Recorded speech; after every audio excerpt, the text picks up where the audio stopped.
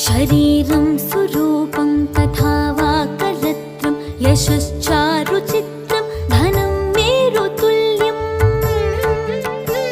मनश्चेन लग्नं गुरोरङ्घ्रिपद्मे ततः किं ततः किं ततः किं ततः किम्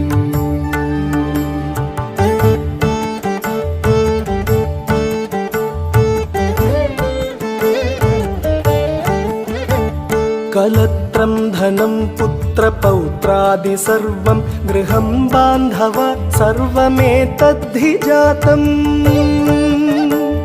मनश्चेन्न लग्नं गुरोरङ्घ्रिपद्मे ततः किं ततः किं ततः